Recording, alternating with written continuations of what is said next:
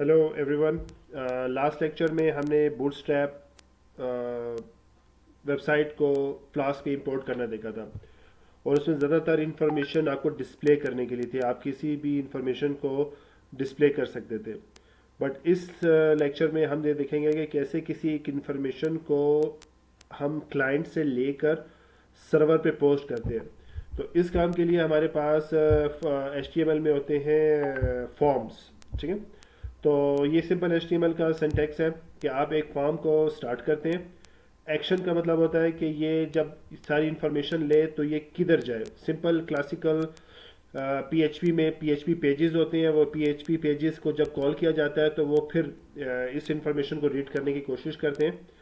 और बट आजकल MVC model view controller का कॉन्सेप्ट है कि आप व्यू से इंफॉर्मेशन को कंट्रोलर के पास भिजवाते हैं और फिर कंट्रोलर ये डिसाइड करता है कि उसके साथ क्या करना है। It is the same case with Python flask कि हम फार्म को बनाने के लिए, अच्छा ये जो कोड है ये मैंने अपलोड कर दिया हुआ है। तो सिंपल HTML में आते हैं। ठीक है। एग्जैक्टली मैंने यही फॉर्म जो भी आपको वेब पे दिखा रहा था, मैंने इसी को कॉपी किया है और इसमें सिर्फ एक दो नए एट्रीब्यूट डाले। इसमें सिर्फ फर्स्ट नेम, लास्ट नेम और सबमिट था, जबकि मैंने इसमें first name, last name, select your program और सबमिट का बटन रखा हुआ है। ठीक है। तो अब हम क्या करते हैं कि ये फॉर्म बनाए। फॉर्म में कि जब भी हम इनपुट देना चाह रहे हैं तो हमारे पास बहुत सारे इनपुट पैरामीटर्स होते हैं। जैसे टेक्स्ट बॉक्सेस होते हैं, हमारे पास चेक बॉक्सेस होते हैं, ड्रॉप डाउन लिस्ट होती हैं, लिस्ट्स होती हैं। तो डिपेंडिंग कि आपकी इंफॉर्मेशन की नेचर क्या है उसके हिसाब से हम डिसाइड करते हैं कि इसकी टाइप क्या होनी चाहिए। ठीक है। तो input type is equal to text, हम इस पर डिसाइड करते हैं। फॉर एग्जांपल आप किसी का अगर नेम गेट करना चाहते हैं तो आप उसकी टाइप टेक्स्ट रखेंगे, बट अगर आप उसका जेंडर गेट करना चाहते हैं फिर टेक्स्ट बॉक्स में हम इतनी लूज इंफॉर्मेशन नहीं ले सकते। Text box mostly loose information के लिए होता है, जैसे नेम कुछ भी हो सकता है। मगर जब आपकी डोमेन क्लोज हो जाए, क्लोज डोमेन से आपको इंफॉर्मेशन चाहिए तो फिर आप उसको इतना लूज नहीं ले सकते। जिसकी एग्जांपल है ये जो फॉर्म मैंने बनाया।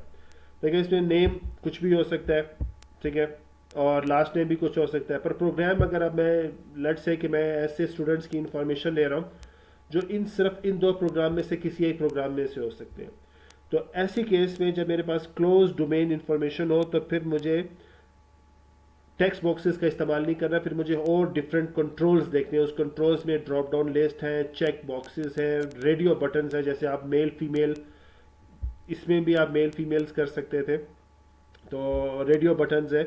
तो आपने एक दफ़ा जो HTML का ट्यूटोरियल है इसके ऊपर W3 स्कूल्स पे इसके ऊपर जाना है और जितने भी इनपुट टाइप्स हैं, ठीक है, ये सारी एक्सप्लोर करनी है वन बाय वन और उनके एट्रीब्यूट्स को देखना है।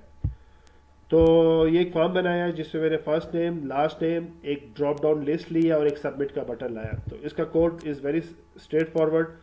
इनपुट टाइप टेक्स्ट, दो मैंने टेक्स्ट बॉक्सेस रखे हैं, एक मैंने सिलेक्ट रखा है। Select, when we use select इसका मतलब है कि हम ड्रॉप डाउन लिस्ट के ऊपर काम कर रहे हैं। ठीक है। रेडियो बटन के लिए रेडियो है, तो आप ये जो HTML का ट्यूटोरियल है W3 स्कूल्स पे इसको फॉलो करें। और जब टाइप सबमिट है, ठीक है, सबमिट का मतलब है कि इस इंफॉर्मेशन ने इस एक्शन के पास सबमिट हो जाना है। हमारे पास बटन्स एक से ज़्यादा किस्म के होते हैं, हमारे पास जावास्क्रिप्ट बटन्स भी होते हैं। पर जब फॉर्म के अंदर टाइप सबमिट आ जाए तो इसका मतलब है कि इस फॉर्म ने सबमिट होना है। और एक्शन का मतलब है कि इधर आपने जो भी पाथ दिया हुआ है ये उधर चला जाएगा। जैसे कि जो W3 स्कूल पे एग्जांपल थी उसमें ये एक पेज के ऊपर जा रहा था जिस पेज का नाम था action_page.php। But in case of flask हम इसको एक खास फंक्शन के पास भिजवाएंगे, एक खास राउट के पास भिजवाएंगे और वो राउट होगा /intro। ठीक है। मैं /intro को डायरेक्ट एंटर करूंगा तो वो कहेगा मेथड नॉट अलाउड। क्यों? मैंने मेथड टाइप रखी हुई है पोस्ट। इसका मतलब है कि ये किसी फॉर्म से ही कॉल होगा। तो अगेन पाइथन में इसको यूज़ करने के एक से ज़्यादा तरीके हैं। Action is equal to intro का मतलब है कि मेरे पास इससे पहले जो भी DNS था वो डिफ़ॉल्ट रहे और उसके बाद /intro हो जाए। ठीक है। तो कई जगह पे नेट पे ट्यूटोरियल्स पे इधर आपको लिखेगा URL4, यानी कि आप एक फंक्शन बनाते हैं। जैसे ये मैंने राउट क्रिएट किया इंट्रो का और इस फंक्शन का नाम रखा हुआ इंट्रो। तो मैं ये भी कह सकता था URL4 इंट्रो, ठीक है। जैसे URL4 को हम लोग URL4 जो हमने पहले लास्ट लेक्चर में पाथ नेविगेशंस के लिए यूज़ किया था, ठीक है। तो हमारे पास 2 से 3 तरीके हैं इसको करने के, बट मुझे सबसे आसान तरीका ये लगा कि आपको ये कहना है फॉर्म को कि जब मैं इस बटन पे क्लिक करूं तो आप इंट्रो के पास आ जाओ, ठीक है। ये स्लैश इंट्रो, जब आप इंट्रो के पास आएंगे तो इंट्रो क्या करेगा, इंट्रो ये करेगा जो भी आपने फॉर्म के ऊपर आपने नेम्स रखे थे, जैसे ये जैसे मेरे पास इनपुट टाइप टेक्स्ट है, इसका एक आईडी है, एक इसका नेम है। जावास्क्रिप्ट ज़्यादातर आईडीज़ पे काम करती है। जब आप इस पर कुछ जावास्क्रिप्ट इफेक्ट चाह रहे होते हैं तो आप पेज रेंडर करते हैं डॉम की मदद से, जो आगे हमारे एडवांस टॉपिक्स हैं उस पर देखेंगे, तब हम आईडी यूज़ करते हैं, ठीक है। इस आईडी की मदद से मैं इस टेक्स्ट बॉक्स को गेट करता हूँ जावास्क्रिप्ट के अंदर, और उसके अंदर मैं मुख्तलिफ इफेक्ट्स या मुख्तलिफ वैलिडेशंस लगा सकता हूँ। बट जब हम उसकी बात कर रहे होते हैं फ्लास्क की, तो वो नेम को यूज़ करते हैं। दो कि हम आईडी को भी यूज़ कर सकते हैं, बट कन्वेंशनली हम नेम को इजीली यूज़ करेंगे।